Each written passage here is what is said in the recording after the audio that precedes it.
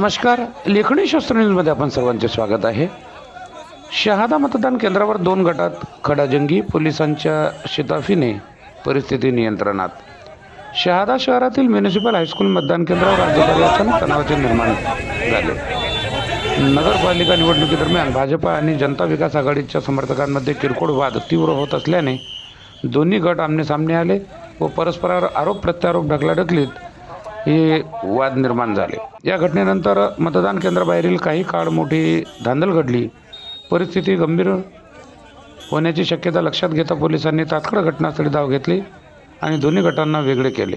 पोलिसांच्या योग्य वेळी या घेतलेल्या हस्तक्षेपामुळे तणाव निवळला. तणाव कमी झाल्यानंतर मतदान प्रक्रिया पुन्हा सुरळीत करण्यात आली. पोलिसांनी केंद्राबाहेर आणि परिसरात अतिरिक्त बंदोबस्त तैनात करून सावधगस्त वाढवली. शहरातील वातावरण सध्या स्थिर असून कोणतीही अनपेक्षित घटना घडू नये म्हणून पोलिसांकडून सतत दक्षता घेण्यात येत आहे. बघत राहा लेखणी शास्त्र न्यूज. नंदुरबार जिल्हा प्रतिनिधी श्री दगडू निकुम यांची रिपोर्टिंग. जय हिंद, जय संविधान, जय महाराष्ट्र.